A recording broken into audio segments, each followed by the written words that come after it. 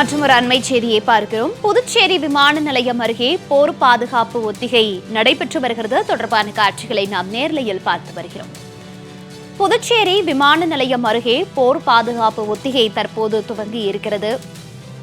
போலீசார், தீயணைப்புத் துறையினர், ஊர்காவல் படையினர், போக்குவரத்து காவலர்கள், NCC மாணவர்கள் ஆகியோர் ஒத்திகையில் பங்கேற்றிருக்கிறார்கள். அது தொடர்பான காட்சிகளை நாம் பார்த்து வருகிறோம்.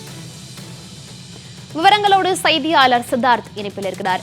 சித்தார்த், வணக்கம். தற்போது நாடு முழுவதும் போர் பாதுகாப்பு ஒத்திகை நிகழ்வு துவங்கி இருக்கக்கூடிய நிலையில புதுச்சேரி விமான நிலையம் அருகே போர் பாதுகாப்பு ஒத்திகை நிகழ்வு தற்போது துவங்கி இருக்கிறது.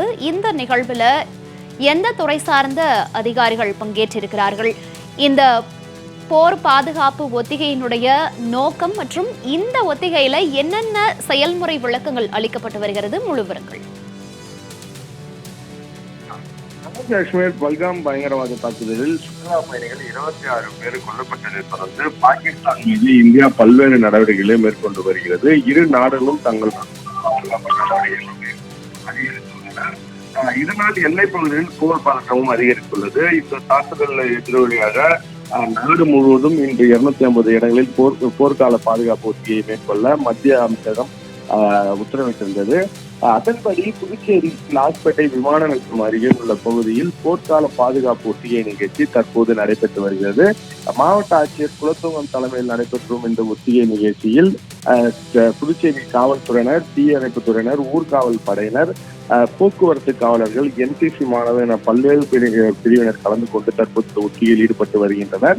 இந்த போர் ஒத்திகையின் போது மக்கள் தங்களை எவ்வாறு பாதுகாத்துக் கொள்ள வேண்டும், போர் சமயங்களில் என்ன செய்ய வேண்டும், அதாவது எச்சரிக்கை மணி அடித்தவுடன் அவர்கள் அந்த குழிக்குள் பதுங்குவது, அதே போல வீடுகள் சேதமடைந்தால் உடனடியாக மீட்கும் பணியில் தீயணைப்பு வீரர்கள் எவ்வாறு செயல்பட வேண்டும் உள்ளிட்ட அந்த ஒத்திகை நிகழ்ச்சி எல்லாம் தற்போது இதில் நடைபெற்று வருகிறது.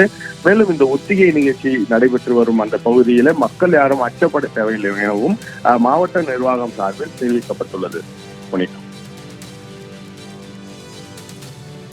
தகவல்களுக்கு நன்றி சித்தார்த்.